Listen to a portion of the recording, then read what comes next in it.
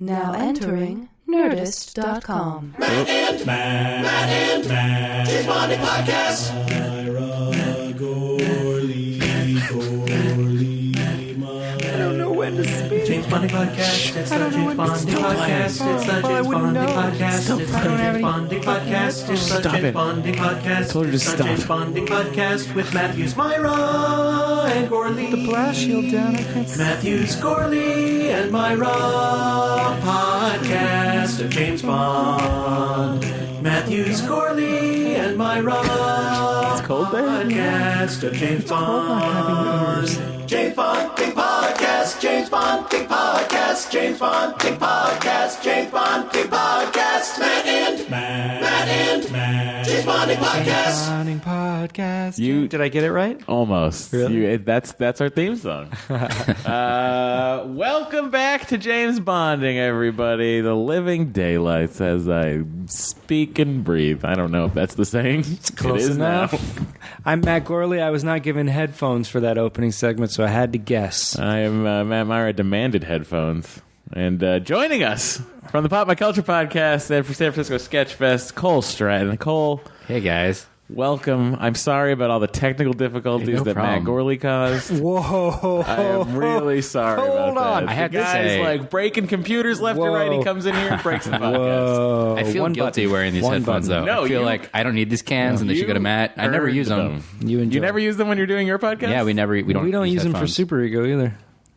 Interesting. Yeah. So I feel- I like I feel headphones. guilty. I We mean, don't it's use them on neat. It's Nerdist. interesting. We It's neat. know you like headphones because you've got a backpack full of about how many do you say you have in there? 8? I brought like 6 headphones. And these are not earbuds. These are over the ear headphones. Yeah, sure. You got your tiny Beats, okay? Your little Beats over here. You got some Shure Studio Right. monitors, Those which are I nice. use They're when I'm nice. guitar playing at home. I got my. Do you own any guitars? I'm not aware. I got a couple.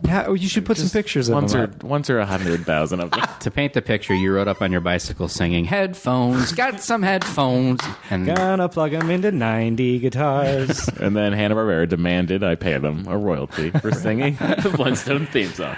Yes. Great Gazoo delivered the subpoena, which is nice. Oh, you saw him? Yeah. I thought only I could see him. This is amazing. Cole, thank you for being here. I know that you're a big fan of The Living Daylights, I am. which is a movie that I was not a big fan of. Oh, Until really? I watched it. Oh.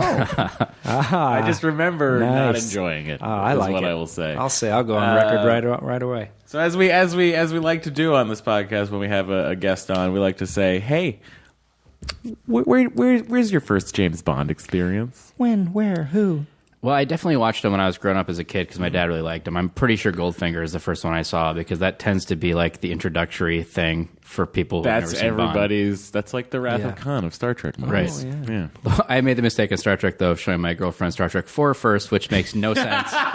Oh, but that's a very friendly Star Trek. It's Yeah, but it's- funny and great, but it like plays with inside jokes based on what you know Third- about the that's crew. true. And she knew nothing about them and was like, what is going on? And also, if she were to follow up with another, she'd be like, this is not what you sold me. Right. I was promised Wales and comedy and San Francisco and But current day. also, I mean, that's the third one of the trilogy. That's Yeah. the mini trilogy of the Star Trek That's movies. right, yeah. It goes Wrath of Khan, Search for Spock, and Voyage Home. Yeah. Really great movies. Yeah. Yeah. 2 great movies. One low price. Wait. that 2 doesn't great apply. movies and The Search for Spock. You got Christopher Lloyd in there. So Goldfinger's your first one. Yeah. Do you then seek it out? Do you go, hey, look at this View to a Kill movie in theaters. I should go see this. Well, that came out in 87, Mm-hmm. which I always make the argument that 1987 was one of the greatest years for movies. If you like just look back at everything that was released that year. Was it 87 RoboCop year? Wait a minute. What do you say? View to Kill came out in 87? No, this one did. Yeah, Living Daylights. Daylights. Sorry, yeah. Yeah. So already it was like a great year for movies because you had like Broadcast News and Last Emperor, 3 Men and Oh, a you're Little... thinking really great movies. The Like Untouchables? Broadcast The News. Untouchables. Yeah, I believe that was that year. too. 3 Amigos, Princess Bride. Guys, I need to find out if RoboCop came out. Because if RoboCop came out in 87... I think it's earlier than that. No, RoboCop is either It's either 87 or 89. 88, yeah. What? It's a great year for movies to begin with. And I definitely saw it in the theater, Living Daylights. So I feel like it's the first one I saw in the theater. So there's Really? that. 1987 RoboCop. Your There you theory go. is sound. Yeah. 87. Just look up 87 for movies, people who are listening to this. You know what it and was? The cocaine. From 87? Yeah, the 1987 cut of cocaine was. You were purer. a big child cocaine addict, Yeah, weren't I you? was huge Yeah, into cocaine. yeah, that's Weirdly, a husky kid still, but I loved the white stuff. So View to Kill was 85, 85, yeah. which was Back to the Future. Another great year. Guys, the that 80s was- were a good year. That for was movies. my summer, man. I must have seen View to a Kill a bunch of times. Just can't give you a number. Oh, God. Special time. So View to a Kill comes out 85, which is Roger Moore's last movie. He's 56 years old. Right. As Or James Bond. 57. He was 45 when he started in 73, so that makes him... What were we talking about? 86? What'd you say it was? 85? 85. So, yeah, so he's 57. 57 years old. Did he want to quit in the late 70s, after Moonraker? I For wanna Your say? Eyes Only was originally going to be his last one, and that's why they screen tested James Brolin and Sam Neill for Octopussy, which if you watch those, there's something to behold. Yeah, I'm sure. Sam Neill, Those I screen thought would tests. have been a very good James Bond. He's a little boring Dr. to me. Grant. I don't know what it is. Yeah. I don't. Why do you find him boring? I think he's great. You know who's boring? Who? Timothy Dalton. Oh, I Although like he's Timothy very Dalton. charming in this movie. Yeah, I will I think he's say. good. And he cares. This is a very interesting, and we'll get into it in a minute. But did you go see License to Kill in the theater as well? I did. Yeah. Okay. I think I saw all the ones after that, but that kind of started with my oh yeah, you go to James Bond movies, Yeah. they're great. Yeah. Mostly. Even Tomorrow Never Dies. You went to that one. I went to all of them. It's the only one I've not Yeah, seen in the interesting. theater since Octopussy. Interesting. Yeah. Oh, wow. And I made the right choice. I disagree. It's like entirely. going to pee during a movie in a scene that doesn't matter, you know? I feel like all of them at least have sequences that are entertaining. I always just kind of looked at it that way. It's Isn't it like- crazy how that one is the only one that doesn't? I disagree with you Just kidding. entirely. Just pushing your buttons, cokehead. Coke Kid. The new movie, Disney's Coke Kid. Disney's Hey, guys, I got a great idea. What if we kick the girls out of our clubhouse? Jesus. It's Gilbert Gottfried playing a CG character of Coke Kid. Oh, Coke Kid. However, the sequel, Disney's Heroin Tykes, did not go I'm into nearly that. as well. I am into that. You know, it only cost $5 million to make. Yeah. Made $7 million overseas. Great overseas. So Did you see this in the theater? I did not see it in the theater. I saw License to Kill in the theater. Here's what you have to remember about Lil Man Myra. Yeah. In 1987, I was 4. I see. And you were fighting in the Nicaraguan Civil No, War. I was way into Coke. Oh, right. Well, that's why I asked. Listen, let me tell you something. This was at the height of my Bond fervor. When Timothy Dalton was announced, they did all these, as they do press stuff, and there were all these magazine articles, and I still have these, newspaper clippings and magazine things from Premiere Magazine that I found the other day, and I went to see this thing, and I was so big into James Bond at this point. This movie, I didn't remember it fondly.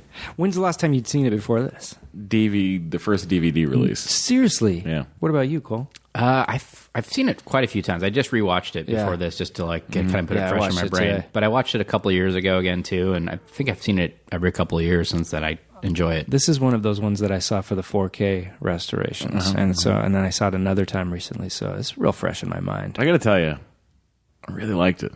Yeah, Yeah, I really liked it. it's good, and we'll get to the end. That's Yeah. my only issue with this movie. Which ending? exactly? Yeah, it's got, like- which ending and which bad guy? There's Yeah, so it much does do that a happening. lot. Once it gets to the desert, I'm kind of like, eh. All right, so this is Timothy Dalton's first outrun as James Bond, first of 2. We're seeing 50% of his body of work as James Bond Yeah. here. Yeah. And a promising start out the gate. Great opening sequence. Yeah, love it. Love it. They go to the island. Gibraltar, what I love, Rocket with Gibraltar, already, yeah. they're doing the thing that James Bond does great, which Yeah. is you're in M's office. You're thinking, oh, we're in M's office. And then Yeah. all of a sudden, he's in the back of a plane. That's Coke Kid again. Well, the opening sequence combines everyone's love of training sequences and paintball. You know, I do. I love seeing a training sequence now on the other side of it. You know what I mean? Because we saw the training sequence in From Russia with Love of how the Russians right. train, Oh yeah, how the other which half is trains. with real bullets. right. And then we see how the Brits train with pink paintballs. Hold on there. You're dead. And they're not even so much paint; they're like powder. It was a strange thing. So M, for some reason, is very proud that the 00 section has been chosen to train. Right. And by the way, 2 of those 00s are for shit. Yeah, they're not very The good. first guy is just a buffoon. Gets stuck in the trees. Yeah. First guy does get stuck in a tree. And he's hired for his comedic face, too. His reactions are very Monty Python of, well, he might as well be wiping pie from his eyes, 004 Okay. is the one that gets killed by having the rope cut while he's Yeah. climbing. Right. I feel like he spends too much time requesting that he doesn't have the rope cut instead of grabbing grabbing onto to the the rock. clearly grabbable rock. There is that. That's very true. It's like, no, please, no. He could have done this. At what point does MI6 train you not to appeal to the spy's better nature, Yeah, like to right. actually protect yourself? Yeah. Please, God. If there is a moment of like, come on, old man. No. Oh, come on now. Oh. And then That's not sporting. And then he sends down the toe tag, which says, what does it say? again? Smiertspionum. Yep. That's from the novels. That's from Casino Royale, I think. And this is the last one to be actually based on a Fleming short story. That's right. And if you want a good entry-level Fleming thing, read the short story. It's basically the sniper segment at the beginning of this movie. That's kind of straight from the Living Daylights short story. It's a goodie. God, and that Get line, in there. too. Get in there. Which line? Must have scared the living daylights. Oh, out of him. yeah. Come on. I only Yeah. kill professionals. Yeah, which is not true. No. I have seen him kill many an amateur. Yeah. Yeah. So That was okay. just Timothy Dalton speaking. So James Bond is on this training mission, and he watches a couple 00s bite the dust. Then, of course, he has a crazy scene where the car should have crashed 30,000 Yeah. times. a million times. Yeah. Like there's no way that stays on the narrows of Gibraltar. Ah, but it's fun to watch. The Narrows plus the windshield is completely covered with paint. Yeah, of course. Well, from the time that guy tried to stop that truck with the paintball. And of course, the truck is full of explosives like they Well, often it are on says military clearly bases. written on the back, explosive. Right. I was surprised to see speed ramping in this still, that they were undercranking the camera at times. I feel like that's such a 60s Connery era Bond thing, but they're still creeping in. There's times when he was on top of the thing and it would be in fast Yeah. motion. Right. Also, this tiny island of Gibraltar seems like it has a lovely tourist attractions. Yeah. Like there's like a group just sitting there eating, a lot of people getting out of the way. I have So- heard that if you go there, that the monkeys are really, really a problem. They will Oh, are harass they? you and beat you. Oh, I and- did. yeah. I was watching that thinking, oh, we get it. I wonder if those were like happy accidents. Like, monkey's in the shot again. Just go with Go it. with it. Probably. So then he sends the explosive jeep off the Side of the rock. side of the rock once again. Cliff? Again. Is that the word you're Yeah. looking for? Okay. I don't know. I was going to call it a mountain, but it's not really a mountain. And anyway, don't worry about it. The point is, James Bond escapes only to land on a yacht with a beautiful lady Who are you? who is. How do we say this about her? She's bored with all the men. Yeah. Yeah. It's just Gibraltar? tennis pros. Yeah. Tennis bros. She's bored with the I good want to meet life. a meal man. But then, Margot. okay, so here's what happens. She's chatting with Margot. She's chatting up Margot. Hang on, I gotta go back a little bit further here. Make this resize this. So, chatting with Margot. James Bond has just witnessed a plot where 2 00 agents have been murdered. Right. So his instinct. Listen to the. You can't even say alert. Like, there's no urgency in his voice whatsoever when he finally lands on the. Now I'm gonna play this here, and I'm just gonna. Oh, and I won't be able to hear it because I wasn't given headphones, I see, huh? You're gonna hear. Oh, Here we go. well, these are just too I need warm. the end out of there, guys. A lot of technical issues happening on this James Bond podcast. You should see what the table looks like. You really don't. But playboys and tennis pros. If only I could find a real man. So we need a real man, of course. James Bond shows up. Let's flip down. I need to use your phone. She'll call you back. It's huge. Who are you? Here he goes. Here James Bond is calling in the fact that 2 00 agents have been killed in a training exercise by some evil man with some crazy plot. Bond. Exercise Control 007 here. I'll report in an hour. Won't you join me? Better make that 2. Make that 2. Look, they're dead. They're not coming back. You're right. true. You're right. He's but gotta I do get to some love- humping. I He do took love care that of the James guy. Bond is like, it's going to take me an hour to fuck this girl. Right. And an No, hour it's to going get to back. take 2 hours. no, I think he's saying it'll take him an hour to get there. I think he's giving himself an hour Oh, right. of sexy time. You're right. Okay. Then we jump into the credit sequence featuring Band of the Moment. Band of the last moment. It wasn't even of this time. I mean, their big hit, "Take on Me," was in the early mid '80s. Yeah. So I remember when they announced this band, even thinking like that doesn't seem like good. Well, But I like this hilarious song. is this song is also on one of their albums. Their version is on their Without the second Barry- album, "Stay on These Roads." It doesn't have the strings really. It's just Yeah. got like keyboards or whatever. And Morton Harkett, like the lead singer, Yeah. Vaha, said that like, well, I like our version better, the one that's on our album. But John Barry did some great things, like made it more Bond. It's like, you idiots, like Yeah, they notoriously didn't get along. yeah, it's John Barry and How do you not Aha. get along with John Barry? He seems lovely. Doesn't he? He's really? not at all like a cranky man. Yeah. This is his last film. We should celebrate him let's right celebrate now. the Last work of Bond John film. Barry. Yeah.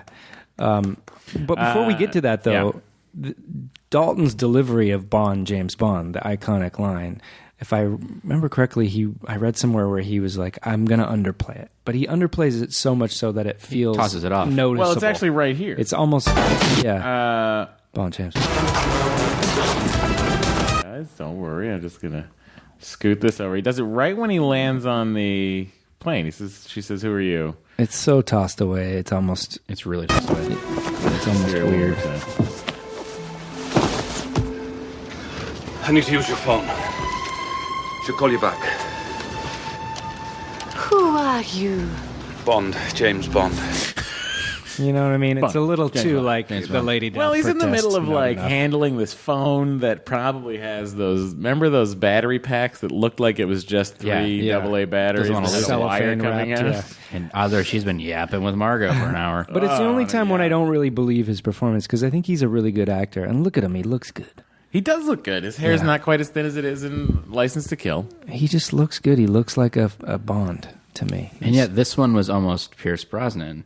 Yeah, that's right. Because they had like signed him to it, and then Remington Steele folks heard of that, and then ordered more episodes of that, and then the Bond And camp they was did like, it on the no. last day. The last possible day. Yeah. Oh, So that screwed him out of that deal.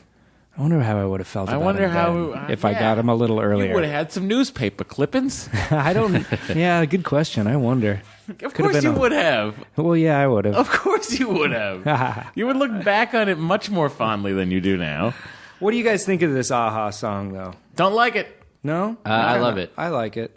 guys. I love the Barry version for sure because those bum. Yeah, that stuff's great. Yeah, I think that's it's like- the Barry touches that make the song. The song is catchy enough, but Right. that's what makes it really feel like a Bond song, and it's great. And that horn blast is straight out of Diamonds Are Forever. Bum, dun, Diamonds Are Forever. Yeah, Yeah. it's the same kind of. Oh, it's so good. So But this is his most synthy score.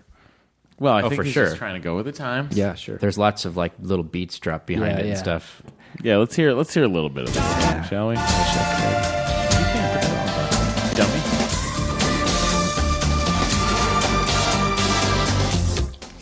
Comes the morning. I love how she floats away. Like this is like I feel like this is Maurice Bender going like, guys, I don't know anymore. I feel like he's like, we have the Y for 90 minutes. Just like As many shots as we can in the pool. Cubby said he'd take care of it. No, I don't know anymore. Just get in here and get out quick. But yeah, it's not my favorite title sequence. Was Aha bigger in Europe at the time, and that's why I think they had quite a string of hits in the UK. More life there. But this, also, what I don't like in these, in particularly this title sequence, is the fact that you can I don't want to so clearly see these women's faces. Yeah, these are very clear. I prefer the silhouettiness of it all. Yeah. I mean, I like when the title first pops up and it's got the extreme close up of the woman's face and Yeah. like the old Yeah. school lettering in front. I like that, but Yeah, so we jump in to, where is this, in Russia? Bratislavia. Oh. yeah. I think so. One of the Slovies. Grozno Zabazaznia. where James is meeting the guy who wins the British off in this movie, Saunders. Saunders. Yes. Who is Saunders. Saunders a double O?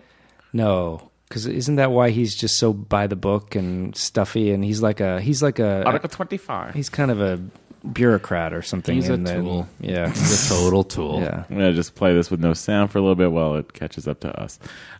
So James is supposed to assassinate. There's a defector, a Russian defector from the Russian military KGB who's going to defect over to the other side, and everyone's excited about it. The guy requests James Bond as his protection.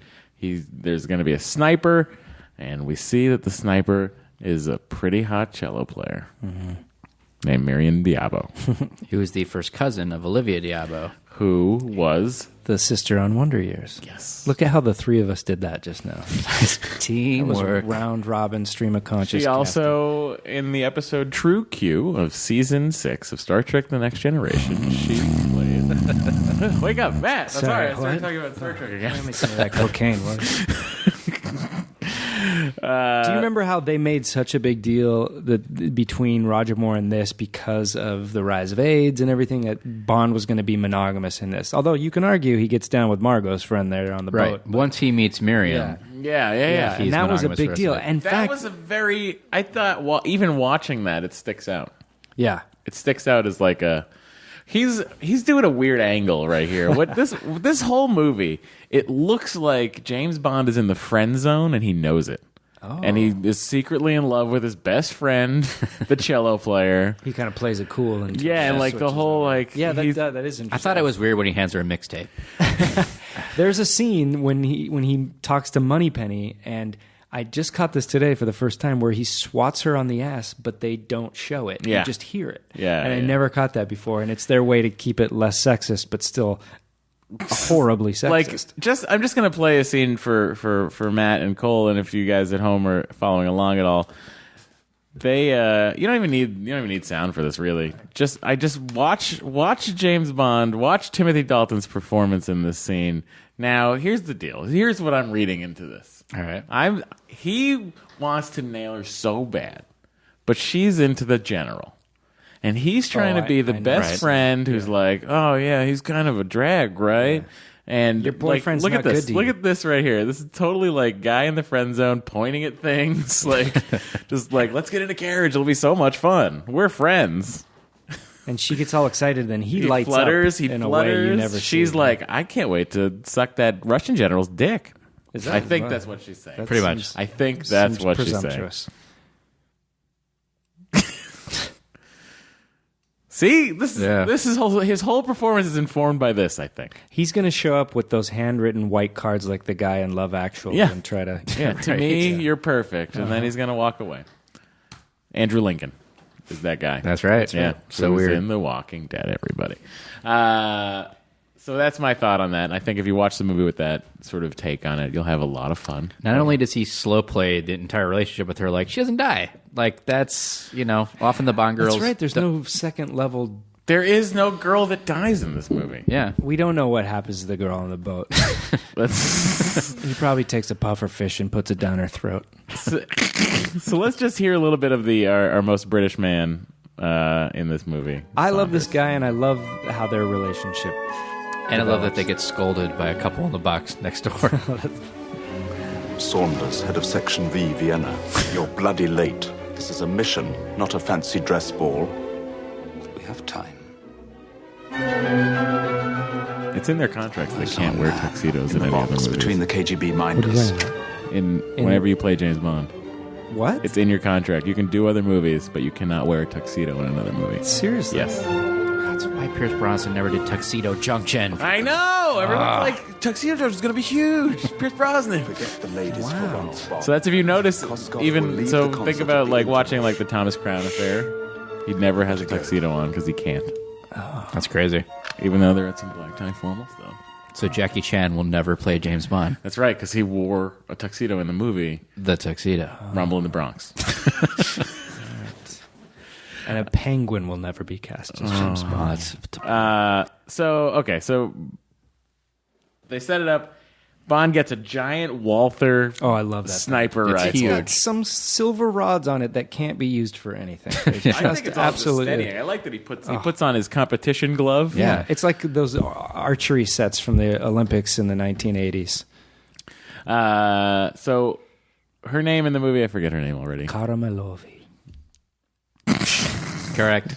Grozny bazaz. Spasibo. This guy, where is this guy from? Jeroen Krabe. He's great. He's amazing. I've seen him all over the place, and I really enjoyed him in this movie. Yeah, he had one other big film. He's not in. He was Out of in The Africa. Fugitive. Oh, that's right. Yeah, Fugitive. Yeah. I love that he flushes the toilet and then goes straight out the window, like after walk right when he walked in it, like because that's what everybody does. Maybe he spit. Maybe True. that's what's happening. He's doing that thing where he's playing it so big, but just small enough to still be believable. Like he's as far as you can go in a James Bond movie, I think, and he does it well. Yeah, so so her plan, she's supposed to be doing what exactly? She's supposed to... Oh, she is being told by him to shoot at him. But Right, she with knows she has blanks. blanks. Yeah. So she's even bothering to aim, which I enjoy. But at this point, for the viewer, We don't know what's happening. you think that she's trying to assassinate him because he's trying to defect and she's been sent by the KGB or whatever. How come this guy's not already at the door? I know, right? He's running down and getting his keys as Georgi is knocking. Okay, so James then takes over this whole thing of getting him across into where are they going? They're going to Austria, right? No. West Germany, probably. By the way, guys, you should count how many times that boobs are used as a diversion in this movie because it's a lot. Well, there's the big. It's at least twice. There's a scene now in the pipeline when they try to ship him through the pipes, and so the lady goes to distract her boss. I saw this movie when I was very young. I feel like this then informed my sexual desire for the rest of my life. You're into big Russian women? Yeah, apparently. Oh, nice. I like a chesty woman who can run a pipeline. Who doesn't? Right? God, if I had a dime. And all the guys that her boss or whatever, that she literally just buries his head in her boobs, Yeah. and all he does is go like, "Ugh." But as a kid, you don't question it. You're like, that's sex, where you just go do this in a woman's boobs, and that's motorboat. Sometimes that's what it is. satisfying enough. yeah, sure. So there's some real, spy stuff happening here. They crouched under a window, Yeah. to get by the sure he doesn't see 'em. supervisor. Yeah. They end up in. I do like this exchange here. He's very. I think this is exactly what you're talking about. Him like playing it to the edge of it Pig? What is pig? being too comical, Yeah, but yeah. like just pulling This it one's back. been specially designed to carry a man. Pipeline? You mean our pipeline? Great Soviet achievement, piping natural gas into Western Europe. Because he's also acting as a character. That's the other Right, part. yeah, He's yeah. got So it's a layered Never mind performance. cake. If you open valve before 100, he will be borscht. Pigs, borscht, cake. There must be another way. I think he's scared. Put on the mask and breathe normally. Now talk. Relax, Yogi. Also, you'll notice there's a Engineers shot have with spent his months pipes perfecting this. outside, and it's got like a 45-degree Yes, turn. I did notice that. Never happened. I also love that. Who knows how long this little pipeline trip really lasts? Yeah. But the second they land, they like yank him up and like throw him up the stairs, and he's just able to go. I think I would be like, "Can I have a second to steady myself?" What are you doing? So here she goes. She's gonna go distract. Oh, this is amazing. She's sexy, though. Yeah. Look at that. Look at that onesie. The old hair up, hair down trick. Every time. That's the signal for I'm ready to mate.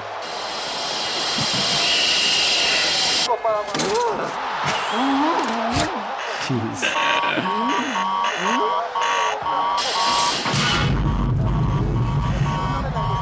Don't worry. I do like when she says, "What kind of a girl do you think I am?" Yeah, that's nice. Good touch. In Russian. I love she doesn't even taper off. She just ends it abruptly. Co to za czasy myślicie są? So we see Desmond Llewellyn pop up in his what was it, 16th movie, I think. Yeah. Good Lord. Put him in a jet. They get him on a Harrier. They get him out of there. And that was a big deal at the time, too. In the 80s, Harriers were big. Harriers, I think, are still fucking awesome. Yeah, they can sure take off vertically. They're a jet that can just it doesn't need a runway. Is this the first movie that kind of uses one? Bonds are always good at that sort of thing. Yeah. Almost too good sometimes. Like they were the first to ever have an inflatable avalanche-proof parka, right? And then those are everywhere now. Yeah, everyone has them. And also because this is like late 80s and not quite 90s, 2000 Bonds yet, like the inventions are still like slightly probable. It's not like not invisible cars, Right. yet. So like they literally had to take a Harrier jet to get them out of there, This That's movie the other gets thing, too. good with the those. gadgets, I think, are Yeah, the really milk good in this. grenades. They're pretty nice. I love the milk. grenades are cool. The whistling, the Philips. This was a new device at the time. That was hugely topical. This those was a things. Philips. This is a keychain they used to sell, and they probably still sell versions of it at like Brookstone, but it's probably on now Bluetooth with your phone or something. But it was something for finding your keys, which was a big was problem in the huge. 80s because we loved Coke. Oh, so sometimes it'd be in a right. pile of Coke.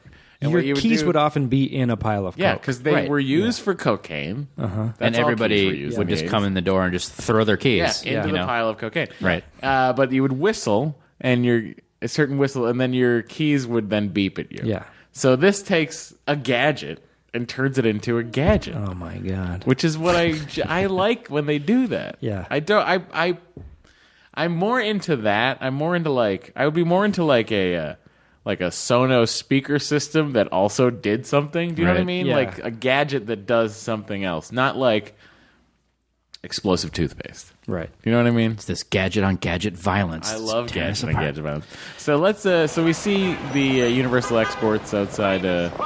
I guess they're in wherever they are. Eastern Europe. This is also where he enjoys a No. cigarette for quite a while. Yeah, it's a long. He's It's back a in long London, cigarette. that's right. Yeah. Yeah. So Oh, James, she's just your type. and here's the new money penny. Yeah, and I got a thing for her. Oh yeah. Secret information She's got a thing for Barry Manilow. I know, that's a strange choice. They're trying to make her so square. Yeah. Explosive teddy bears. Well, that's all the Look at her, KGB though. female Oh, come on. assassins. You know, we could try freelancers stationed outside the Soviet bloc. It'll have to wait. I think Desmond Llewellyn actually memorized that line because he looked like he wasn't reading, which is a rare treat for Desmond Or they Llewellyn. just let him improvise. Yeah. So we're back at Q Branch. Bond has sent the guy's gone in the Harrier jet. We have now. Bond wants to know more about this cellist assassin. And also in this little invention exchange, we get the like little dig at America with the ghetto blaster. Yeah. Oh my god! invention. And also, the music that plays out of the Ghetto Blaster is the most '80s music that you will ever hear. I believe it's not another rendition of that Pretender song. I know it's all the Hitman will listen to. Necros.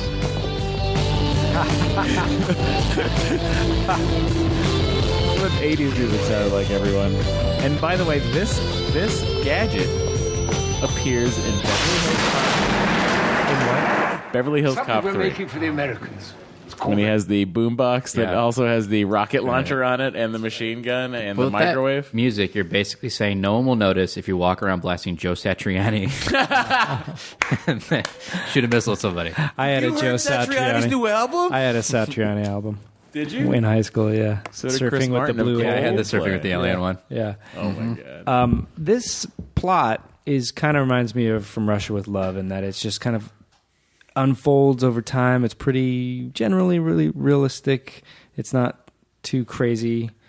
I like. There's It gets a little confusing towards the end, but Yes, that it there's does. one too many layers to this. yeah. I Joe think Don you're right. Baker. Yeah, don't need him. Who in the opening title sequence had to have it say Joe Don Baker as Whitaker? It's the only one that says that. Yeah. Well, Joe Don Baker was in the zone at this point in his career. Is it because he got an and credit? That's usually what they. It's not even an and. It's like the third credit. It's like it's Bond. It's Timothy Dalton, Marion Diabo, and then it says Joe Don Baker as Whitaker. Then like Art Malik and Wow. and Probably preparing everyone for when he was Wade in Tomorrow Never Dies and Goldeneye. he's also supposed to be completely humorless because there's that movie Mitchell that he's in that Yeah. Mr. Science Theater 3000 did, Yeah, and of like course. they always say that like he hates it, like he thinks they're jerks for making fun of it and this whole thing. Like he was Really? really mad about it. Yeah, I'm not the hugest Joe Don Baker fan. you don't like the JDB?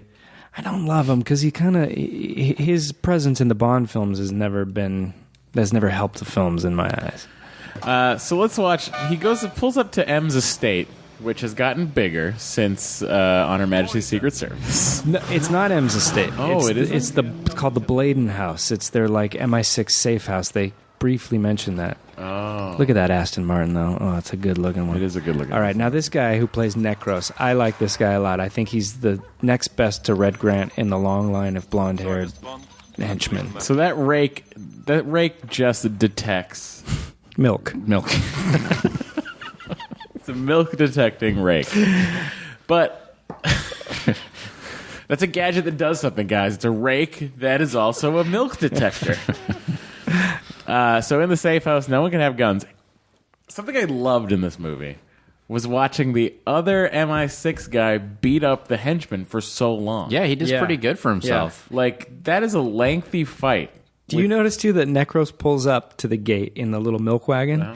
And then he's like, who are you? The other guy had the flu. All right, let me frisk you. But don't even bother to look in the milk wagon. Like, he could have a thermonuclear device in that thing. I thought that was interesting, too. Yeah. Like, they didn't even look in the... they didn't even bother. They were like, meh.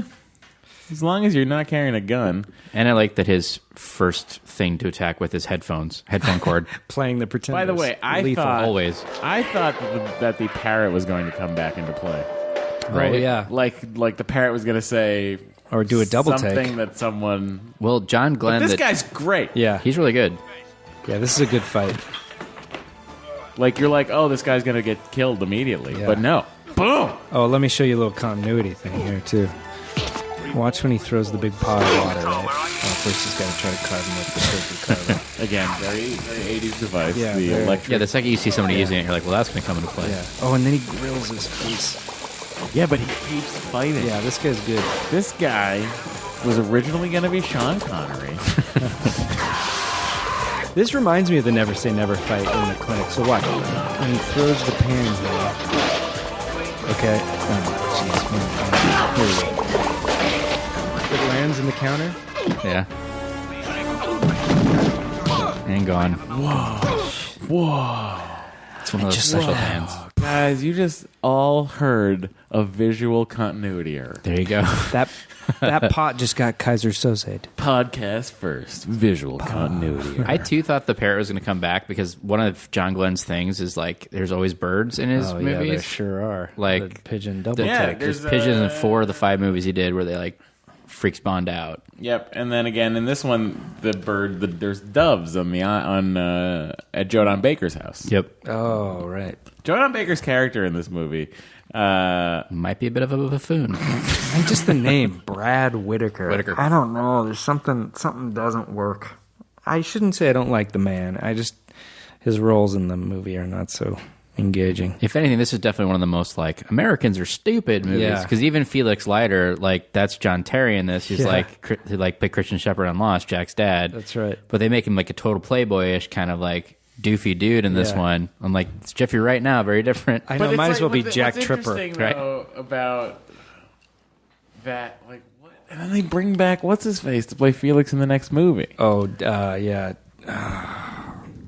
David Hedison. Yeah, David Edison plays Felix Leiter in 2 movies. He plays him in Live and Let Live and Let Die and License to Kill. Yeah. Which are 25 years apart, something like that. Yeah, right? yeah. 25, 27, 26 Yeah. years apart. No, 16 years apart. Oh, you're right. My math But is still, way off. They 16 probably years apart. There's been a figure- few lighters But in there's between. also been a James Bond between the two. You know what I mean? Like Yeah. Roger Yeah. Moore had gone, and then Timothy Dalton's here. So now Yeah. you're bringing him this Felix Leiter instead of just bringing the guy back from the previous movie. What I had forgotten watching License right. to Kill was that you established Felix Leiter in this movie in Timothy Dalton's James Bond's world. And for what reason do you I bring did back read the that other? They thought that would tie you to the character more because it had more familiarity, but you think the more recent one would have would. the I guess- most yeah, that makes sense. familiarity. But the part's so small. The Felix in this doesn't do one, much in this movie. He's got like No. 2 scenes. He doesn't Yeah. do a ton. But I feel like they always feel like they can replace that character because the first thing Bond always does is go, "Oh, Felix!" Yeah, right. My old chum. There's always that. So, oh, that's who that is now. Okay. Felix, you old dog. Felix Leiter, you old exposition. The only American that I like. By the way, when I was watching this earlier, so there's this guy. So James Bond, they track down the cellist. She's at the conservatory in I'll just say Brussels. It's not Brussels, but I'm just going for it. So he tracks her down there, finds out her address, gets on the bus with her. She gets taken off the bus by John Rhys Davies, Salah. Bad dates. Yeah. They're digging in the wrong spot. I am the monarch of the sea. So John Rhys Davies takes her off the thing. He grabs her cello and then goes to the bathroom to open the cello case. Which looks like some immediately. kind of Johnny Five droid or something. So, but there's this guy that's sweeping in the bathroom that makes eyes at Bond. And like is real overly suspicious of a man with a cello. Right. Now, I don't know about you guys, but if I see a guy with a cello, I assume it's just a guy with a cello. Right. Well, that's where you're wrong. So he gets real suspicious, so much so that this sweeping guy, he sees the gun, and then like the next scene is outside of her apartment, and there's another guy sweeping, and in my brain, I'm like, is this a network of sweeper spies? Sweeper cell. Sweeper cell. So he sees that there are blanks in the bullet. This is James Bond very much being James Bond, the detective. I like it. Yeah, there's definitely a lot of that. There is. Oh, I've never noticed. There's a lot of Bond disobeying orders in this particular film. Yeah. Bond rarely obeys orders. True. I've never really seen him go, oh, this is my mission. Okay, I'm going to go do it. Roger Moore, he was the most toe-the-line Bond, I think.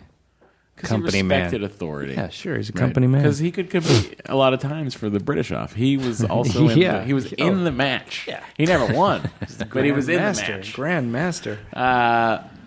So we go to here. James Bond finds the girl, tells her that he's a friend of the general, and was asked to come get her, playing sort of up that I'm a friend of the friend, which again, friend zone. He's trying to get out of the friend zone, starting now. Yeah, he wants it bad. Yeah, guys, he doesn't care. Yeah, it's 1987. He'll have unprotected sex with her. He doesn't care. As long as it's monogamous. As long as it's monogamous, unprotected sex. So we see the winterized Aston Martin, which is one of Matt Gorley's favorite cars. I like the older Aston Martins, but not as much. Like I like this one and the On Her Majesty's Secret Service one the best. This one's pretty sweet. They tune the radio. They get some sweet KGB frequencies. He's had enough of her already. But this one, so they're winterizing it, which means apparently skis. So they have an outrigger component to this for some reason.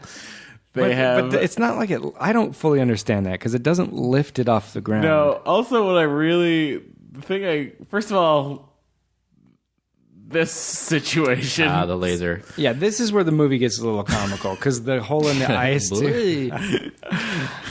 But yeah, the hole in the ice. So the Aston Martin loses a tire. Okay, and then it's just rim on ice. So then he uses the Aston Martin to cut a circle, just like Tweety Bird would cut underneath Sylvester. Right. A perfect cartoon circle that will then just fall. Yeah. So, okay, I'm done. And then look at how thick the ice So is. thick, there's no way. The ice is a foot thick. Well, it would have to be to hold all those cars and tanks and stuff driving on it, yet one rim will cut the entire hole. So he cuts it. They've had quite a comeuppance. So, I'm going to get out. Outrigger. Let's see. Oh, it does lift it. No, it just lifts. It lifts it enough that that rim is off the ground. And by the way, it's like this whole time he's trying to play her like a fool by being like, "Oh, I just added some customizable elements." Because it's not till way later that he reveals to her who he is and that whole thing. That's right. So like, yeah, good point. Like, where he's just how a does she dude justify that who bought a great car that has rockets and an outrigger He shot and a rocket lasers. at a semi truck, and she doesn't blanch. Okay, so here's the introduction of Whitaker. Oh, God. Lord. This is I also would they've already pay done this. a lot of money for one of these Joe Don Baker statues that look like great military leaders. And nothing like him. So right now, John Rhys Davies is looking down the hallway. You're just seeing Caesar, Genghis Khan, Hitler, Napoleon, Caesar again. Not even close to seeming like it's not a real person. Right.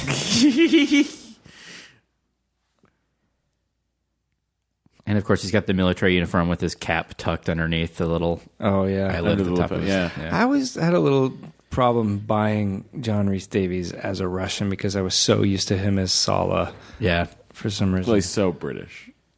I didn't even know he was British, though. He can. The Brits are good at accents, Yeah. guys. Except for American accents. That's why they almost always go Southern with it. Someone please let David Tennant know that he should just use his regular voice. In what? He's in the American remake of his show Broadchurch as the same character that just happens to be American now. Interesting. Wow. Is that show still on? No, it's on Fox. It's on Fox, guys. I think you should all watch it. But they do the real thing, like, yeah, America really hit our ours. Wait, is that Grace Point? Is that the remake? Yes. All right. I haven't watched that yet. Point. You want to have some tea and maybe go over to Big Ben or something? If you're ever around Jordan Morris, have him do his version of a British guy talking American. He just does a really great Liam Neeson. Because Liam Neeson never has an accent that's remotely close to what he wants to say. It's like Connery. Right. Yeah, so I really do like the setup here. So we see this is Joe Don Baker, the arms dealer. In his crazy war room. Yeah, he's a psychopath. I do think it's pretty cool, though. He replays battles for fun, but then plays them like he would do them. Yeah. So he's got like a Waterloo little set and stuff. But the crazy thing is that I don't doubt that there are people exactly like this. Oh, I'm sure. Matt Myra. I'm not like this. I don't recreate battles. Oh, and a portrait of himself in the background. A portrait of himself that has a blue sash on it. He's just commissioned. So they fall in love a little bit, and this is where we find that the general has double-crossed the Brits and the Russians and is just hanging out poolside at Joe Don Baker's house. And they actually use Joe Don Baker's house for the location. Yep. I'd like to. And Necros, the hitman, is just wearing a little Speedo. Look at that, though. Man, he's a real specimen, that guy. He is. He's a gorgeous man. Just cut. Is he Carl's brother in Die Hard? He is. He's He's the one like that gets Tony or whatever. first one killed, yeah. Whoa. Yeah. Yeah. Guys. The 80s. Just like everybody was doing everything. That's right. Yep. So, okay. Let's see. $5 if you can boil down all of the plot. Go. In the house, jeez. Okay. I'm not saying boil down the fake plot. defection. Boil down the villainous. Boil down. What is the villain doing in this movie? Ultimately, it's all about Also, an arms deal. hold right? on. It's an arms deal. It's an Hang on a opium and second. arms deal exchange. Yeah. Who is the villain in this movie? Exactly. There's 3. 3? Well, I mean, there's Whitaker. Yeah. To argue that he's a villain. Yeah, definitely. There's Koskov. Yeah. And then there's Necros. Yeah, Necros, I'd say, is a henchman. He's a henchman. Yeah. But you're right. It's And not clear. and the audience is led to believe that John Rhys Davies is. they're a bad led to guy. believe that right. Pushkin is a bad guy, but he's not. I mean, he's still KGB, but he's honorable in his position Yeah. there. That's And the I whole have, thing. I have nothing to back this up, but when General Koskov is in the Jeep in Afghanistan and he gets hit by the plane and then it blows up, it's a huge explosion. Then He should the be next dead. shot is him showing him get up from the seat. And I think maybe they killed him and then somehow... test well? Yeah, because even the next scene where he comes back and Bond handles Whitaker at his mansion, they bring Georgi in and just At the say, very like, end we'll of take it. him home in a diplomatic bag. It's a strange moment to bring him in just to say you're going to kill him when you could kill him right there. and it Right. Well, wouldn't the whole matter. thing when he kills him, when he should have died on the airfield, like, one, he had plenty of time to, like, I don't know, turn the wheel of the Jeep in any direction to get away from the plane. There's no, like, Necros has already hopped out. other than straight. Right. It's like Necros has already hopped on the plane. He's got no purpose. Like, what is he going to do with the Jeep Right, now? He should right, just right. peel out, and he's done. He's done his Yeah, job. He yeah. doesn't. The plane crashes into it. It goes up in a big thing, and you think, oh, for sure he's dead. Then it cuts away, and it shows him, like, roll out, and he's just got a little burn mark on his head. So that feels to me very post, like, maybe that's where he died, but it wasn't enough of a death for him because Right. he really screwed with Bond. So That's let's the problem with tag this it on film, later. is it's so strong, and then at the end it all Kind of peters out yeah, weird way. Well, that's the really interesting thing too. anticlimactic. So, like, let's go back to this. Explain the villainous plot of this movie.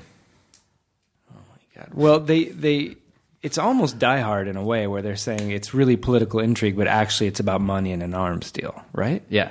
So it seems like they're using MI6 to defect Georgi to get him But free. then there's opium and diamonds that are used in the arms deal. And a baboon heart.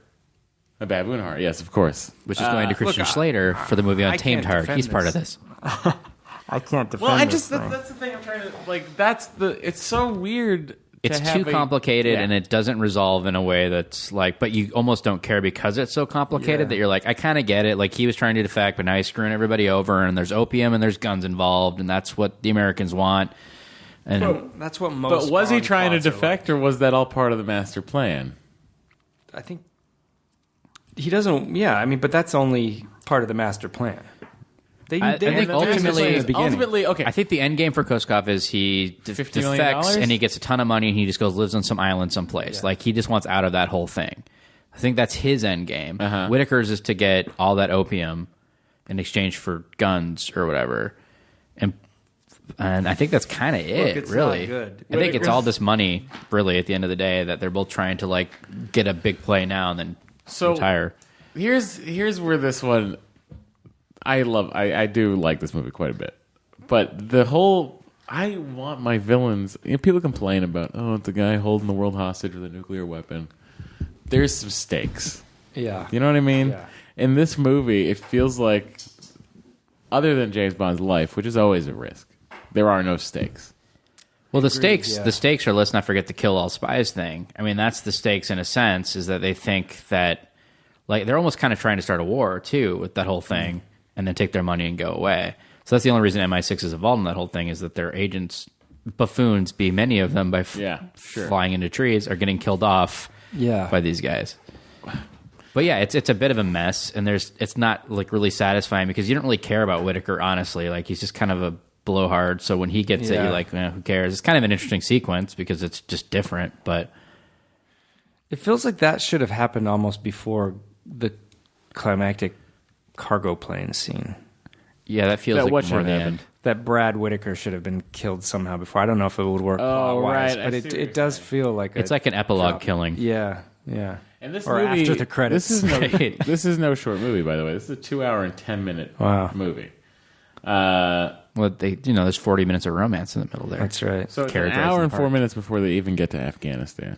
Right. Which, by the way, guys, Afghanistan looks like a lovely place to visit in this movie. It does. It has one of the most beautiful shots in any Bond film. Which is? After they get teamed up with Khan and they're riding out to do the drug deal, there's this, like, it's either a morning or a dusk shot. Do you know the one I'm talking about? With the sun kind of coming through the sand. It's beautiful. It's like when Jonathan Rhys Davies is riding away with Indy and his dad. Yeah. That's exactly That's pretty much that. It is, yeah. Indy, Henry, I know the way. So, okay. Bond...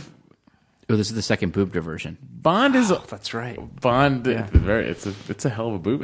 I'd say it's the most skin we see on a lady in a Bond movie. It might be. So. Diamonds Are Forever, there's a thing in the beginning where he rips her bikini off, and you kind of see a little bit, but this is a little more sustained. But this is like full-on fun.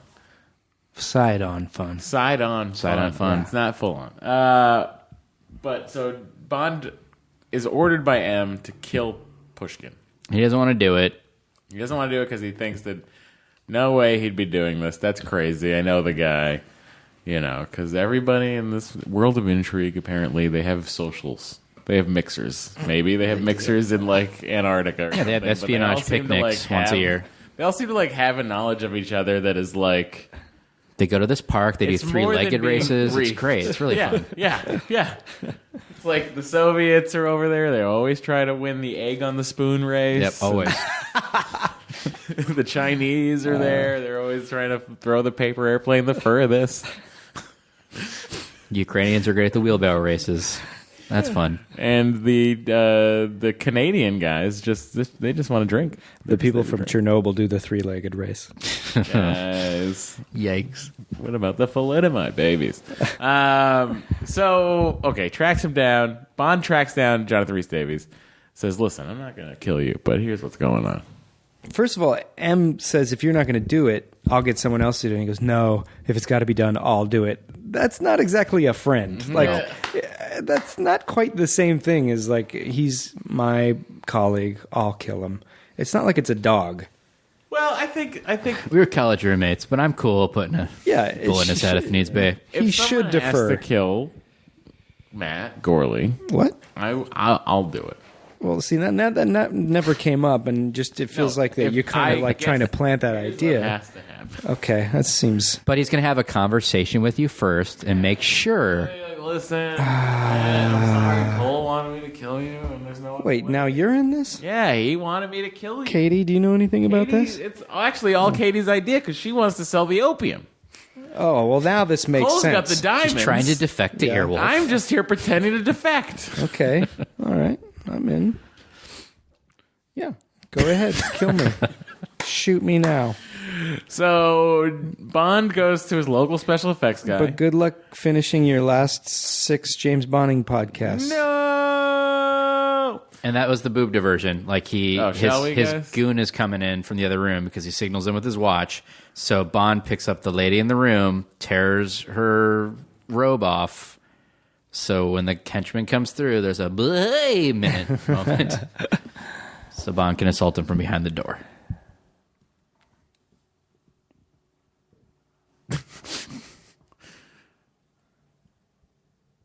He looks wet.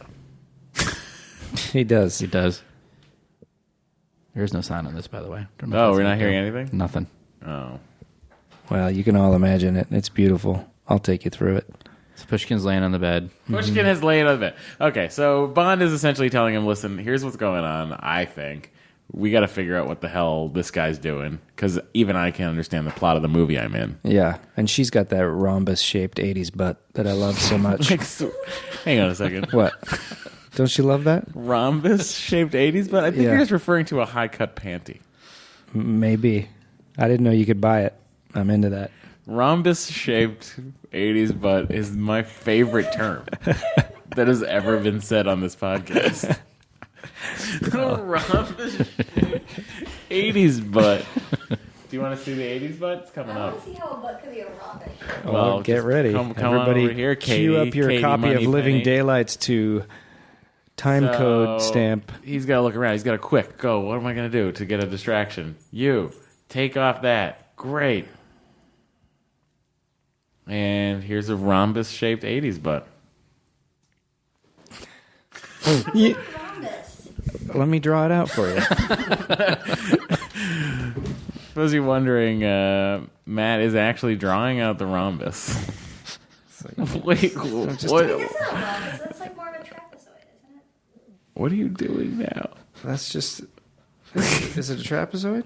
What's a rhombus look like? Oh, is this a rhombus? Yeah. It's Oh. slanted.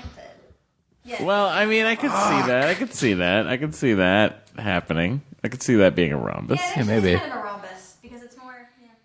You were right. You were right. And wrong. All right. Either So way, it's a- you can so it's a play it in rhombus. Tetris. You gotta go bring those pictures into your schoolboy friends tomorrow and go like, look, I drew a butt. It's a rhombus. Check it out, guys. We can all agree on that. But I mean, And then guys, side boob. Side clear boob. nipple. Very What? pointy, too. Goes right to the North Star. Did you say clear nipple? Clear nipple. We got a clear shot of nipple. Oh, I thought you meant like transparent nipple. No, it's not a translucent piece of skin. That's why he's confused. I can see your heart beating. All right. So Is that his mistress or his wife? That's a great quote. That's his Because wife, right? she's with him at the ceremony. No, where Yeah. that was his wife. And His the- mistress. He Oh, but kissed it- his mistress goodbye, and then went into the hotel. Oh, I was going to say Remember? he's a sweet guy. I knew there was some kind of duplicity there. Yeah. That bastard. But he does a great job of pretending to be dead. Yeah. James Bond gets to work on some blood packs. Like I Yeah. feel like he just did that himself. Like he went to Yeah. like Radio Shack and was like, "Guys, I need something." That's gonna... Then he went to the But it's ketchup not even district. electric. He's just got a bulletproof vest on and a pack of blood. The Yeah. bullet doesn't. Oh, he's like, "Guys, I'm gonna need some red." Some red and some Ziplocs. Let's do this. Do you think that they just? Oh, you know what they should have done is drained. Like they should have just taken a pint of his blood and then filled up each one of those with some of his own blood. Oh, why? So when the people like take a look at the scene, they'll be like, "Oh man, this is blood." I get the feeling though that the hospital people are in on it because they leave him right alone as soon as they take him into the room. Oh yeah, they just walk away. Yeah. Oh, he's dead. Our work is done. Watch. Okay, get him in here quick. Get him out. Yep, of gotta go. Oh, see you later. It's See you not later. even a doctor. Careful, we're almost giving lines. That's some over the top eye opening. Yeah. Oh, it's No one does hilarious. that. No one does that. He does a great take. Is this reading, John Glenn? Bigger. Okay. Oh, sexy so- saxophone music. Sexy saxophone music. He's in Afghanistan, mind you. Right. And these there's a ladies are 50s, just like what, Cadillac or that's T-Bird? a Lincoln. I wish you guys could hear that music because it's pretty phenomenal. It's like completely weird and why, but yeah, Here, let me pull this up. Looking for a party? there it is. Seems like a good idea. I even heard it from here. Out of nowhere. He's basically wearing an advent calendar of blood It's the first on time his chest. I've ever been grateful that James Bond is a good shot. Which one that is. First time ever happy James Bond is Pull over here. Huh? When is the part where he escapes through Morocco? Did you guys watch the deleted scene about how they had a magic carpet escape? No. Oh, my Yeah, God. and I think not true. Dalton protested at some point. So he takes a carpet from one of the roofs to get away, and he throws it on some electrical wires. And there's a scene of him like zipping down, and it's kind of moving very slowly. And you could see where they probably would have put some like music in, and they wisely cut it. I do like when he's doing his little rooftop escape after the assassination, and he jumps into the laundry, and there's a woman doing laundry there who just starts wailing on him, trying to get past. He looked more threatened by her than anybody else in the entire film. So they're now in a Russian base in Afghanistan.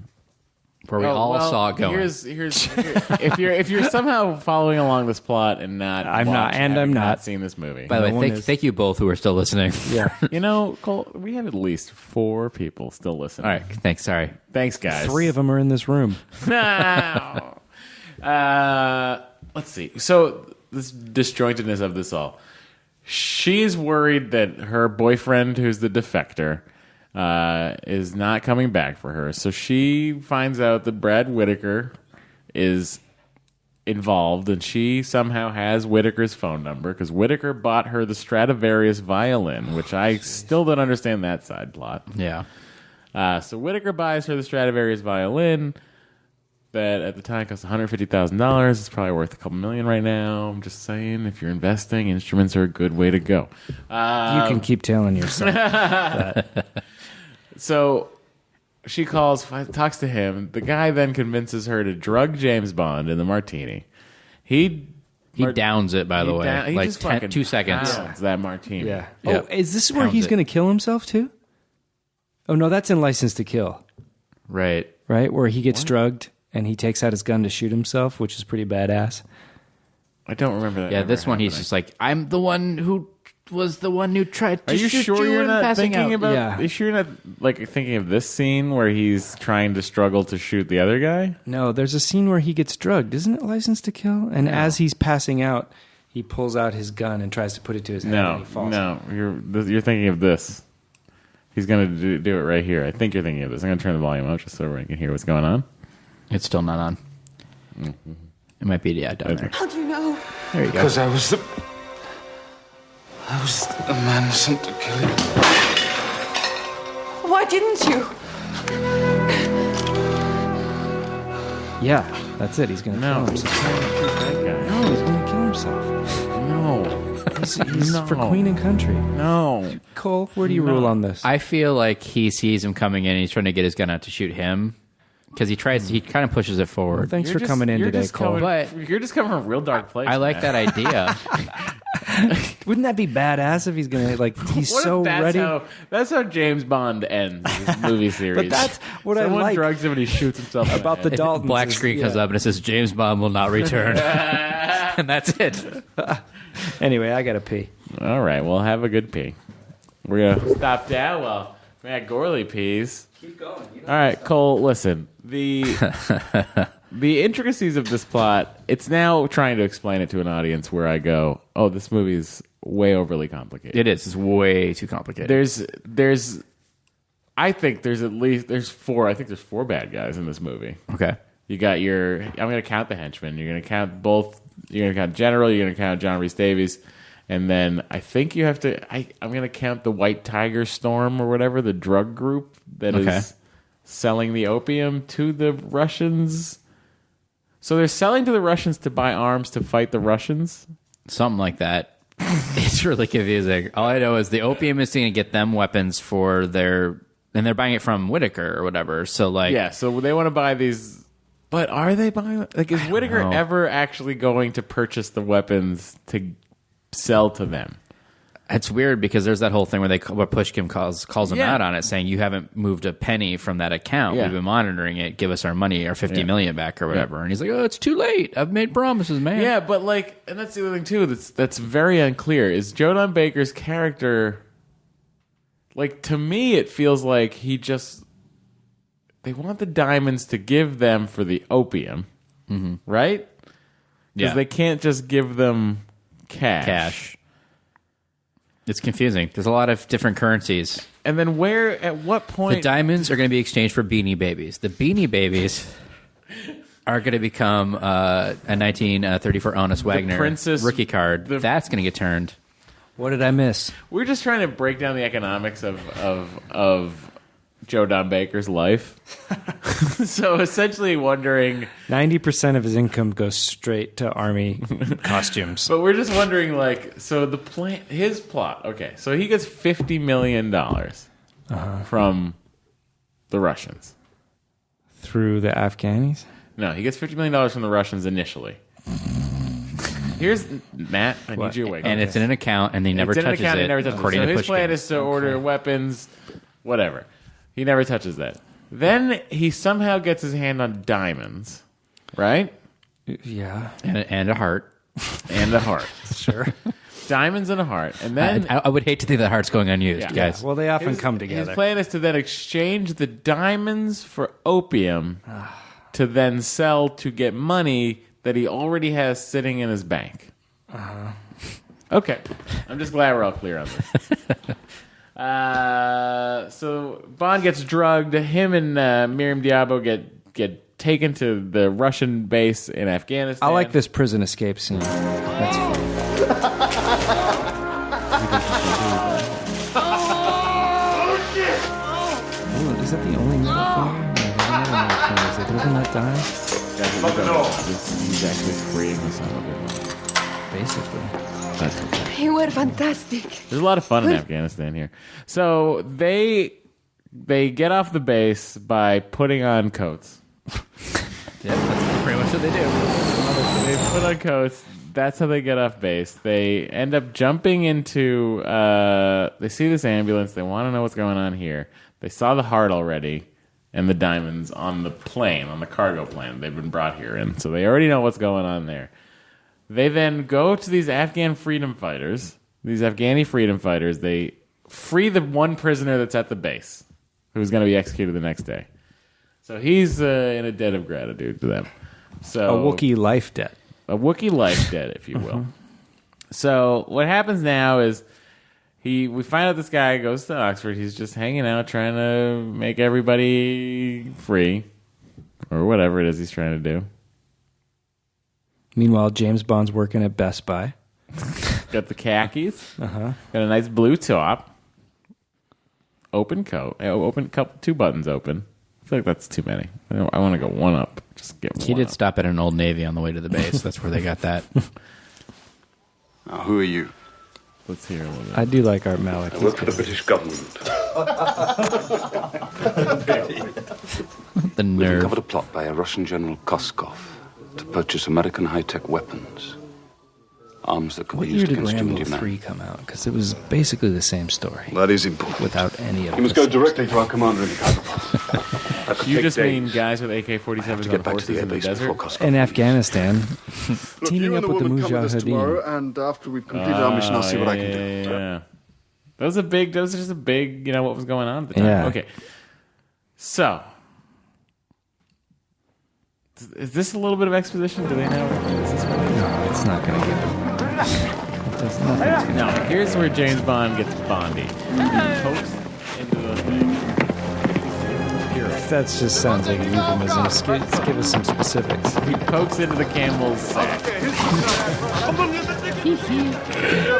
He sticks, which is full of opium. That's right. Or peanut butter.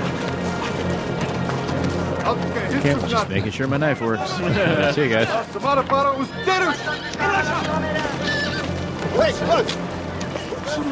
Raw opium. Worth $500 million on the streets of New York. I know, he takes a tongue full of opium. He actually does. If that's $500 million of opium, he takes $300 of opium in that little fingerful of opium. There's probably a cut scene with him laying back in a tub, some coins on his eyes. It's allowed. Just swimming in a little oasis. He's the biggest opium dealer in the Golden Crescent. So he worked for. He's trying to get the opium off the streets. That's his plan, right? Yeah. His plan is to get the opium off the streets. Who's James plan? Bond doing? Bond? I think he wants to just destroy trying the opium. foil. I think he's just trying to foil the Koskov Whitaker plan, right? I don't know, but it doesn't matter. We can't spend too much time on this. We'll Yeah, drive this is the ourselves point in crazy. the movie where everything doesn't quite make sense, but then shootouts happen and you're okay. You know The who? point of the movie where the climax begins. So the climax to this movie, literally. Okay, let's just see. The climax of this movie. When would you say the action starts? Right about. Well, there's an actual gunfire. So essentially Bond- here, right when Bond Yeah. gets stuck on the Jeep. And she goes. So the climax of this movie starts 1 hour and 41 minutes into the movie. The movie has a 30-minute climax. That is too long. Yeah. Well, yeah, I mean, if you consider the Whitaker stuff a climax, I feel like that's I feel very like epilogue-ish. yeah, I guess that's So it's all. like this sequence is like 15, 20 minutes. There's a big fight on the airfield, and then a great fight on the cargo plane between Necros and Bond. Oh, let's see. I do like the scene. So, Wait, you're already to the end? well, I mean, what is Yeah. there to see? Well, let's talk about that fight now. Oh, yeah, we should talk about that fight. 'cause Yeah. that is a good fight. amazing. There's a looking. couple things about that. So they shot it obviously with two guys that had parachutes under their pouches or their jackets, and there were times when the bag of heroin was flopping so much that they would just have to leave and cut the take. And so the last shot after Necros flies out is B.J. Worth, and they show it in the movie when Bond gets like basically swung back in, that he was in danger of like getting knocked out and then just falling and dying. So he had to let go once or twice before he even could pull that off. And then also look at certain times in that scene, below them is a model of the ground. And when you know to look for it, it's really obvious. They're just, whenever you can see Timothy Dalton and the other guys. Oh, yeah. That's It's totally. I love that. Very clearly a model. But that is like, that's some of that.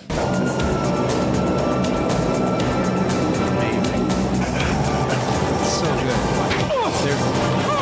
And the acting is actually really good because this guy's so cool and calculated in Necros. And then when Bond is cutting the dude off, you really feel like he doesn't want to die.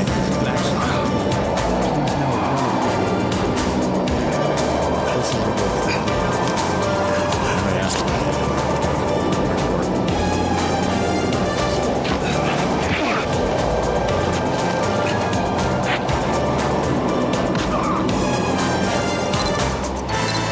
Also, by the way, why did he sign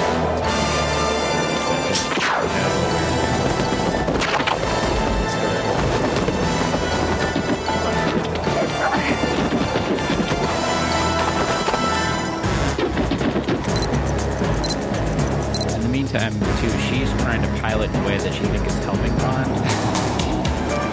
So, like, she opens up, when she sees that they're fighting in the back, totally normal, she opens the cargo bay door and then tilts the plane up. So all this happens. All this stuff starts spilling out. Do you know what I think I think they were saying is she wanted the plane to go down? So she hits the down so she thing. hits the down because it says down. Right. And then it just And then the happens thing to- opens up, and then she decides to pull the plane up, and all that happens. Necros could theoretically still grab onto the net there. It's a good screen.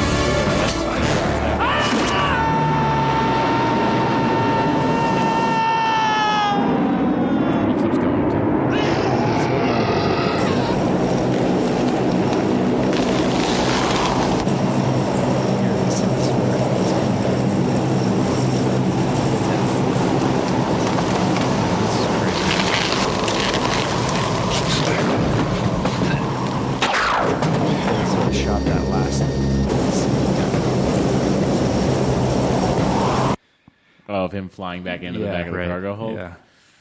Wow. So they start to. He says there's nowhere to put it down, but there's then plenty. There's plenty of place to put it down. It's a road. There is a road to put it down, and just a very convenient sign of do you want to go to Karachi? Do you want to go to Karachi? There's even or do you like a wanna go to 3-foot tall retaining wall that would kind of slow the plane down if it were to hit that in a safe way. But when they bomb this bridge right there, that shot, that's a foreground miniature. Pause it.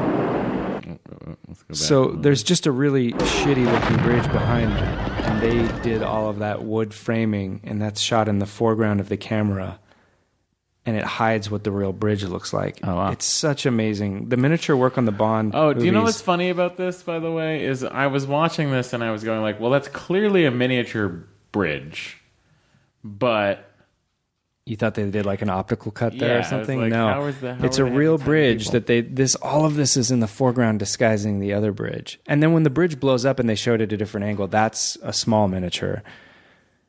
But they do amazing foreground miniatures in the whole series. I love this. They don't leave their man behind. Yep. He's getting shot at by compressed air and sparks. And by the way, we neglected to say in that scene with the henchman dying is that that's one of the few times that Timothy Dalton does like a little Bond pun, which is when he goes, Miriam Diab goes, "What happened to him?" He says, "He got the boot." Oh, Got the right. boot, which is the trunk. Now, that's actually very funny to me because he has enough time to see that they're crashing and still deliver. He tries to say.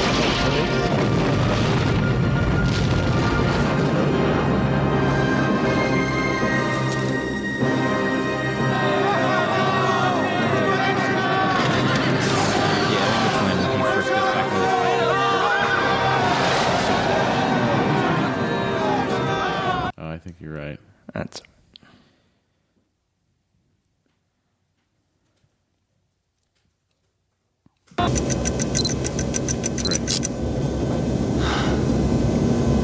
Stuffs the bomb with, 4 seconds on it? Yep. I think they should always make it 007 seconds.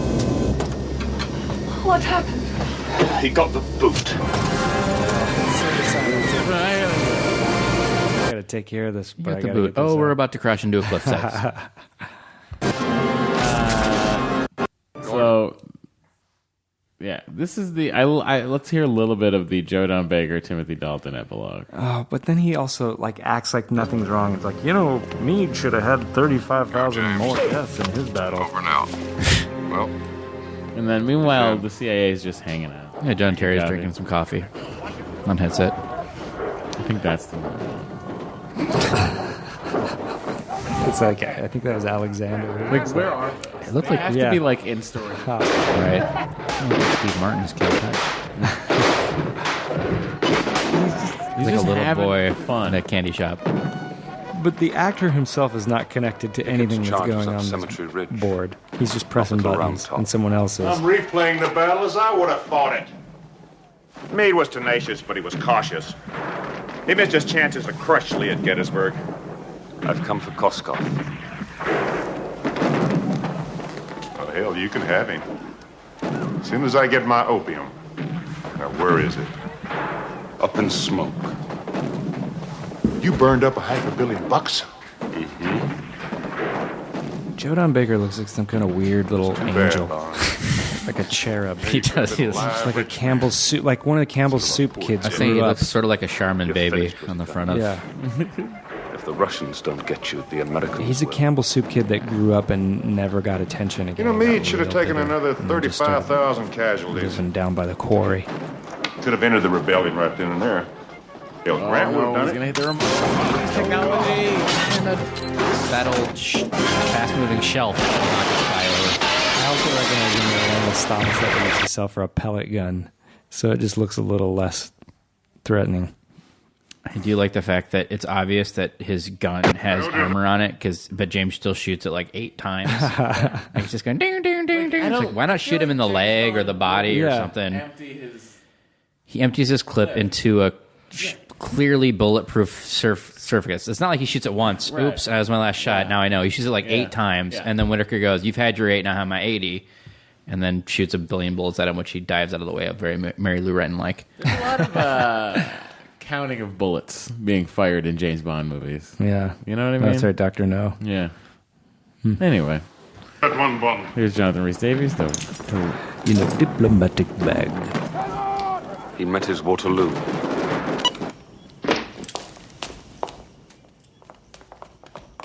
And Pushkin.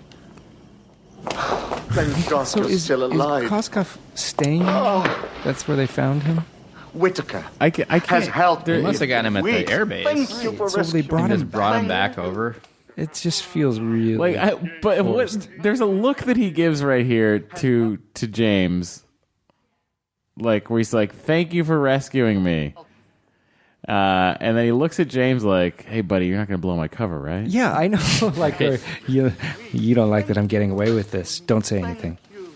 Right there. Georgi. Put him on the next plane to Moscow. Oh, thank you, General. Thank you so much. Thank you. In the diplomatic bag. Say what? That's our finest bag. The diplomatic bag. Okay. Meaning a body bag, right? Yeah. Right? Yeah. Right. It's not entirely clear. I mean, I've always taken that's what it means, but so it either means a body bag or they're going to put like a hood on him back and kill him. Do you notice who the conductor is here in this end scene?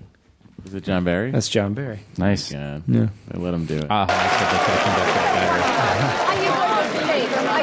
better. By the way, in Austria, is it commonplace for them to have those powdered wigs at Still? opera houses? Because I love it. I don't know. I'm into it. Now I want to go. Yeah. I bought some later.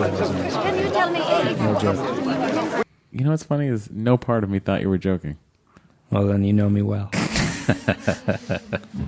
They look so good. So M's here for some reason. Well, it's Cass Bow. Yeah. He's in like what 4 of them as the same Russian. Oh, at least. I yeah. hope you can find time to Getting back out very to soon. It's quite all right. General At Gogol least is the now with spy their above father. No, he's in. He's arranged an immigration. He plays visa. this character So you in can Spy Who come Loved and Me go and as you then like. on, but he's also in From Russia with Love.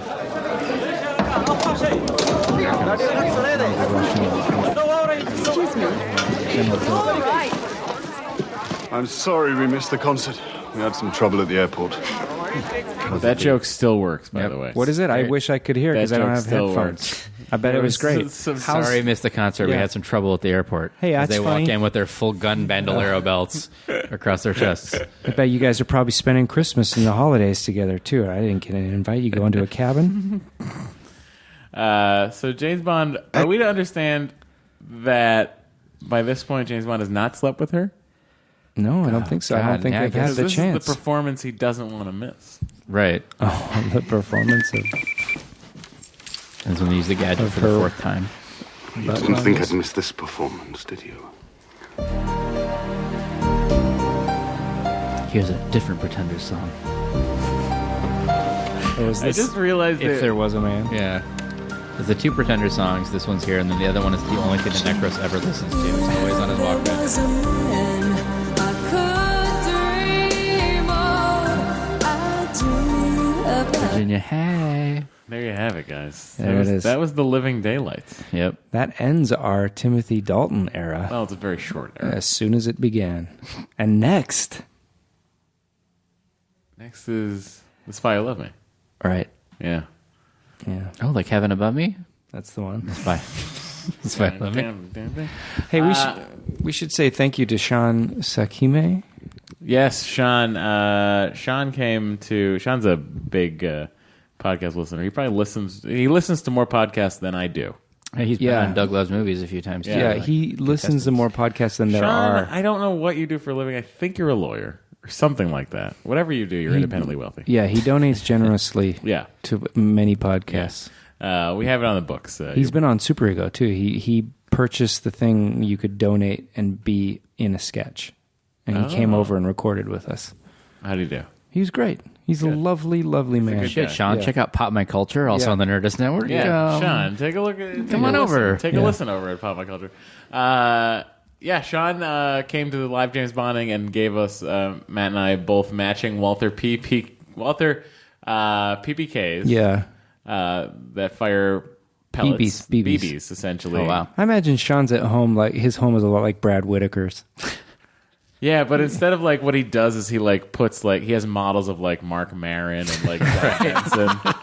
He plays and he's like fantasy Let's podcast. have Hardwick come over and do a How Did This Get Made with Sheer. I just made Gallagher walk out on Mark Maron. This is great. Oh my God!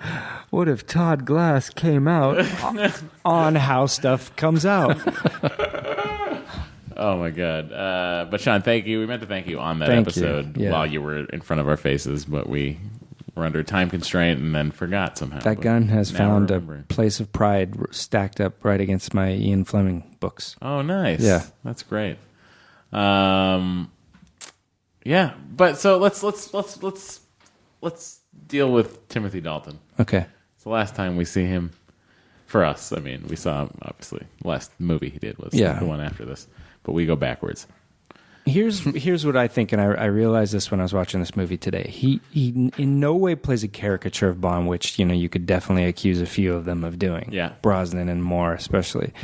The thing I like is that he plays it pretty straight, and then there are times where he will like bark at Kara, like "get in" or "be quiet." And it's like obviously not an admirable quality, and it doesn't make the character look good, but you feel like he's making that acting choice because he's saying, I'm playing a person who's kind of mean and flawed and a ruthless killer, and he's not afraid to make Bond look a little ugly sometimes, and I like that. But I also think it's good because that's the tonal change in a James Bond that a lot of these guys can't do. Yeah, that's right. I think that's ultimately what spelled Dalton's doom, is because this and License to Kill were very darker and more serious in a sense, and I don't think people quite knew what to, coming off of Roger Moore, didn't know what to expect, didn't like that in a Bond. They wanted it to be a bit lighter and a little, more charming in a sense and less by the book. And then we got the Brosnan era and all that other stuff, and then it totally changed again with Daniel Craig, and now it's more of a, And brass License to tacks Kill Bond. is so dark. Oh, it really And yet crazy it's dark. the brightest color one. Yeah, It's there's such a that contradiction. because Yeah. a lot of it takes place in the fictional South American country Of Miami Vice. But Timothy Dalton, I wish we'd got to see a couple. more I out read of an him. article once. We may have talked about it on the show, but that was probably 6 years ago. So forgive me. They had an outline for his third movie, and it was like a lot of it took place in China, I want to say, or something. no. It's worth looking up, but it was really interesting to read and to imagine what would have been. And what happened? Oh, they just ended up getting too tied up in the legal battle And I with think Kevin he McClory, right? Bowed out, right? I think he kind of because read like, the. well, I can't wait around. And he probably wasn't getting a good reception by that point. Yeah. but- We weren't going to enjoy Peking nights. That wasn't going to be a good thing. So, Have you guys seen Penny Dreadful? No, I have yet. not either, but I hear good things. He's great in Doctor Who when he plays the leader, essentially, of the Time Lords. He's great in everything, and he's the best he's ever been in Dalton that. is so good in Hot Fuzz. Hot Fuzz. Yeah, He's the first best thing I he's think ever been in that Everything or Nothing documentary where he just says, we were doing it, and that's what you did. And he's just getting all fired up. Have you seen that? It's amazing. His segment alone is the best part. He's great. And he's got long hair. He's just kind of gone a little mad. Nice. He's got a little wild hair. In a good way. But my girlfriend saw that, and she's kind of like, I'm into him. And this movie did well. It was a big hit. It was a success. Was it really? Yeah, it made it like I 100 guess and so. something million. It did well. License to Kill is really the only one that kind of didn't do well. And Man with the Golden Gun. Well, because License to Kill, I feel like they came at it too late. The second film of most of the Bond actors aren't so good. Tomorrow Never Dies. I disagree with you. specifically. Quantum of Solace. Yeah. Quantum of Solace. From Russia with Love is about the only Russia with second Love's one. great, and I think Tomorrow Never Dies is excellent. And we love the Man with the Golden Gun. We love the Man with the I Golden like Gun. it, but it's not good. So? Cole, do you have anything you would like to plug while you're here on James Bonding? I'd like to plug in some more headphones for you guys. That would be great. I wish I could understand you. I don't know, Pop My Culture Podcast. It's on Nerdist. SF Sketchfest coming up in January, February. A lot of podcasts you know and love from this particular network will probably be there. I love that now goes coming up January and February. Like, it just gets longer and longer. It's been kind of consistent the last couple of years, but it's January 22nd through February 8th, so it's 18 days. Wow. You guys straight. We take Super Bowl Sunday off, and that's it. You just move up there for a month, right? Yeah, I live out of a hotel for 3.5 weeks. Yeah. You really do, right? I really do. It's a hell of a feat you guys put on, and it's really fun. It's the most fun festival. It really is. That's what we tried to do. So That's great. Thank you guys for doing it year. Of course, we appreciate being asked, and hopefully, maybe, someday James Bonding will go up there. I don't know, whatever. Well, let's figure that out. We'd love to have you guys. Even if it's 10 years from now, we'll still be going. Oh, the beauty of this podcast is we have to take it on a dry dock every couple of years. Right. I like to imagine that our podcast sits in a dry dock. People are getting real snarky on Twitter. You know what? People, thank you for listening. That's all I'm going to say, honestly. Thank you for listening, and we try to get them out as often as we can. We got really busy. Matt got a bunch of Volkswagen situations. He always puts this on me. At midnight all the time. You didn't let me finish my sentence. Sorry, I love you. You guys could do, when you've gone through all the Bond movies, is then go back and do the podcast on your podcast on that Bond movie. Oh, wow. You see what I'm saying? So James Bonding? Yeah. What was your favorite thing you said, Matt Gorley, on that episode? The one where I was that guy. Look, if we take 3 years, we might be able to figure out what happened in Living Daylights plot-wise. We've got a couple more years to really digest it. Then we can go back and figure it out. Guys, thanks so much for being with us. Thank you for listening and putting up with us. James Bonding Pod on Twitter. You can follow us. You can follow Matt Gorley at Matt Gorley, Gourley. You can follow me, Matt Myra, at Matt Myra, Mira. Cole's also on Twitter. I believe it's Cole Stratton. At Cole Stratton. Cole Stratton. I got it, guys. I got it. Yeah, nailed it. Katie, of course, you can follow. She's KT_money, if I can remember correctly. Follow her on Twitter. She keeps the podcast anchored and kicks me out of the studio when other podcasts need to use it. So thanks so much, everybody. Some axes to grind. And James Bonding will return with The Spy Who Loved Me. Now leaving Nerdist.com.